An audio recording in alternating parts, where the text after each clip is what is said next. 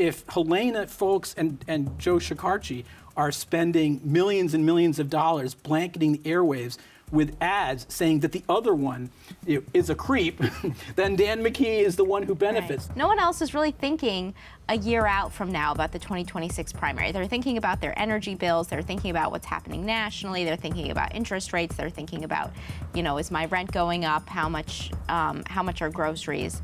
And welcome in. Thanks for joining us. I am Jim Hummel, joined this week by Patrick Anderson, State House reporter for the Journal, Nancy Lavin, senior reporter for the Rhode Island Current. Okay, so we had the McKee, the folks announcement last week, and now a new poll has come out from URI. Let's go right to the numbers. Those who were polled said 18.5% said they would vote for Governor McKee, 15% for Peter Nerona, the Attorney General, 14.3% Helena Folks, and 7.3% for Speaker Joseph Shikarchi. Now, we should know, Patrick, let me begin with you. This was taken before folks made the announcement, so that could skew it a little bit. Did those numbers surprise you at all? No, I don't think we learned that much from the poll. As you mentioned, it was taken before folks announced. It also was not of likely Democratic primary voters. It was much wider. It wasn't even just registered voters.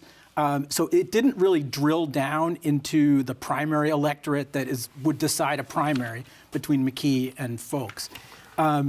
It also kind of pointed to the fact that this race, although it is beginning now, it really hasn't crystallized. We really are still before the race has gotten going. And so we know that Governor McKee has a popularity problem. For a sitting governor, 29% is not good. And that is why you are seeing people come after him in a Democratic state with a sitting governor, an incumbent. You would not normally see this kind of number of candidates potentially jumping into the race. But because of that, you are seeing it. But we don't know that Helena Folks or anyone else is popular at this point. Yeah, and the other interesting thing to note about that poll, the largest chunk of the people surveyed, 41%, were unsure because no one really, besides the candidates and their, campaign advisors and people like us who it's our job to pay attention to, no one else is really thinking a year out from now about the 2026 primary. They're thinking about their energy bills. They're thinking about what's happening nationally. They're thinking about interest rates. They're thinking about, is my rent going up? How much are groceries? And the other thing to note is that this particular question, while the wider poll polled, some not registered voters and also some Republicans, this question was only for registered voters who identify as Democrat or unaffiliated. Doesn't mean they're going to vote in the primary, but of that smaller sector, the margin of error was 6.9%. So all four of these candidates are within striking distance of each other's margin of error. So really, there's not a winner or a leader right now. And so the campaign, we're going to wait till the campaign heats up. I mean, that's what we're waiting for. It's still a long way out, even though we did have an announcement of Helena Folks. We do have two candidates now, and we are seeing campaign activity a little bit for the first time. You can tell in the way the governor is pitching some of his messages. He's a little more active in terms of doing events that are building on his message, and he's trying to raise his visibility a little more than he was before. So it's starting, but we're just not there yet in terms of a real campaign, and we shouldn't be this far out. So it's really difficult to get your arms around who's the favorite. And his schedule beyond the normal, he's going to ceremonially sign something that got passed like 3 months ago. And all politicians do that. But I've noticed we all get his schedule. He's out talking to the PUC, talking about COVID, making sure the COVID shots are correct. Direct response maybe to his poll numbers? Yeah, I mean, the advantage of being the governor, right, is that you can do any sort of event and it can be the governor's, part of the governor's day-to-day duties. And we'll follow him around, right? But, it is, for example, the Public Utilities Commission meets twice a year and has these hearings. And what he showed up at was not the public hearing. It was the evidentiary hearing, which is like this super long, kind of dry, technical thing where the parties examine the propriety of the filings by Rhode Island Energy and whether it's legitimate, the rates they're asking for. The governor has showed up to a public hearing on this in 2022 when we were about to see what we did see, which were record high winter electric rates just because of the war in Ukraine and some of the other market supply and demand factors. He hasn't shown up anytime since then. So, right after Helena Foulkes announces, he decides to show up to a PUC meeting. Similarly, every year, the Office of the Health Insurance Commissioner reviews and makes a decision about what commercial insurers can charge in premiums next year for people who don't get their health insurance through their company. And for the first time this year, McKee, on the same day that the letter or the OHIC rate decision came out, McKee wrote a letter to the health insurance commissioner saying, hey, we need some big structural changes. People's health insurance premiums are going to go up by the highest they've gone up in a decade, pretty severe, especially if you're someone who gets insurance through the marketplace. And all of a sudden, McKee's involved. What do you make of that? Well, that's campaign season starting to crank up. The affordability issues are going to be huge in the campaign, across all different campaigns, not just in Rhode Island. So it makes sense that he's doing that because those are going to be ongoing issues. I don't think that kind of stuff is going to move the needle much at all. Those aren't things that people are going to remember a year from now, and they're not big initiatives that are really changing a whole lot. The thing with utility rates, he's essentially grabbing money that had been committed over 3 decades, and he's saying, "Oh, I'll take it instead in the campaign season." And the ratepayers, it's good for him. The ratepayers still have to pay it back. It's not like it's found money. It's that ultimately he's basically borrowing now against what they would have to pay down the line, right?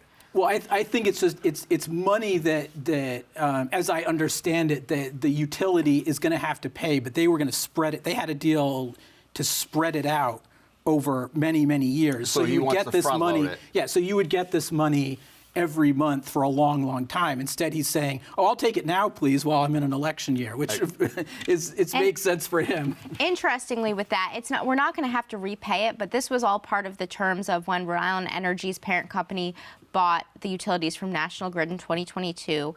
The terms of the deal, as approved by state regulators, including the Attorney General, is they had to give a certain amount of credits to offset any additional expenses on their taxes that they were going to incur. So really, this is just making sure that we're even. Right. And interestingly, it was Rhode Island Energy's president who announced that they were going to fast track this in July. And McKee is now saying this is his rate relief plan. The wild card is Joe Cicarci, and to a lesser extent Peter Nerona, who interestingly scored number 2 in that poll, probably because he sends out 15 press releases a day, and he's been very active with the Trump administration. What is it going to take to get Joe Cicarci into this race? Well, I think one thing looking at the poll that really is clear is it's really difficult to have, once you start into multiple candidates, it becomes very tough because then you're into vote splitting.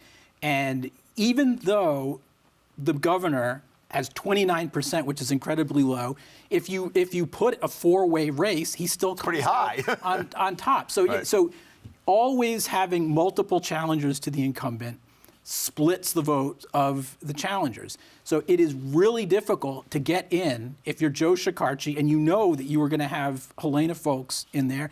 And the same thing with Peter Nerona, Greg Amore, anyone else who gets in. If you are getting in with multiple challengers, you always face an uphill battle, especially with Foulkes and Cicarci.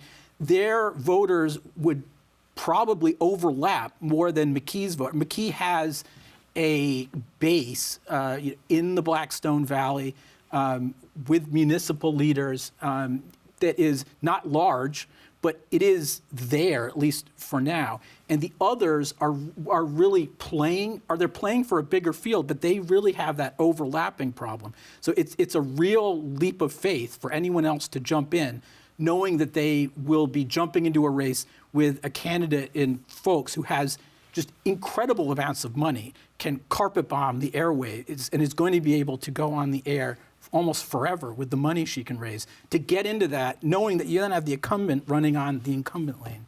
But, I mean, just to counter that, Shekarchi actually has the most money in the bank of any of these declared or prospective candidates. And a lot of this URI poll was really not, there was a couple questions about McKee's favorability in this hypothetical four-way Democratic primary, but a lot of the questions and the real focus of the poll was on how much everyone is frustrated and feeling the pain of housing affordability, housing production, renting, owning, the solutions. And that is, whether people connect the dots or not, just because I think what happens at the state legislature is a little bit removed still from the public eye. Joe Shekarchi has been all over housing for the last, 4 years. That has really been like his baby at the State House. And, to the degree that he has successfully passed a lot of laws that have aimed to ease red tape, allow more flexibility in terms of the types of housing that can be built. There's obviously still a lot of backlash and sort of slow progress in terms of the municipality's response or willingness to comply with what are now laws. But he can really, I think, put a feather in his cap and say, I did this, this, and this on housing, whereas I'm not sure that McKee and folks can necessarily do that. Well, they don't want to, because what the poll showed is that people say housing is a problem and don't build any of it near me. Yeah. I mean, they do not actually, no one yet wants construction. So he would have to deal with that problem that a lot of people blame him for a building going up in their neighborhood. But getting back to Shekarchi, so this, and I think back to 4 years ago with Helena Foulkes, she got out of the blocks late. She had a lot of money, and everybody said, oh, if she had 2 more weeks, she might have picked off McKee, and there were mail ballot issue. But if you ask the average Joe in Rhode Island, not us in the political and media bubble, you go to Woonsocket, you go to South Kingstown, you go to Middletown, a lot of people don't know who Joe Shekarchi is. And so if he is going to use that $4 million that he has, like Helena Foulkes probably should have a little bit earlier, he's going to have to get out of the blocks. He's going to have to make that decision soon, don't you think? The same problem she had is that if you have multiple challengers, this is exactly what happened to her, and part of why she didn't get out of the blocks is Nellie Gorbea was seen as the front runner. So you didn't know she didn't know who to go after. If you go negative in a multi-person race, then the only person who isn't being attacked is then going to benefit. So you have that collective action problem whenever you're in that 3-person race. So Shekarchi has all this money, but if he gets in, who does he go after? Does he go after Dan McKee, or does he go after Helena Foulkes? If Helena Foulkes and Joe Shekarchi are spending millions and millions of dollars blanketing the airwaves with ads saying that the other one is a creep, then Dan McKee is the one who benefits. Right. So you have that tricky situation where the money might not go that far if you have this really crowded race. Sure, and I think the other thing that is obviously dogging Dan McKee continually, and I don't think we will really see, a clearer upward progression in by the time of this primary, is the Washington Bridge. That continues in this poll to be a major concern of voters who were surveyed. Interestingly, there was also a question asking the participants in this survey about how much the Washington Bridge affects their day-to-day life, and obviously noting, they surveyed 500 people across the state and where you live and where you go to work, For me personally, I live on the East Bay, but it doesn't affect me much because I work in Providence and there are other ways. It doesn't overall. There was a low percentage, I can't remember the exact number, of people who said it really affected their day-to-day lives, but a high percentage of people who are very concerned about it. So the principle of the thing, the function of the government, the misuse of money, not firing Peter Alviti, which is something that Helena Foulkes, brought up pretty directly in her kickoff speech. All of that really has people irked. All right. Nancy, Patrick, we continue for another hour, but we will hold it there. Folks, thank you for joining us. Please subscribe to us on YouTube and tell us what you think in the comments section below this video. We'll see you next time on Lively.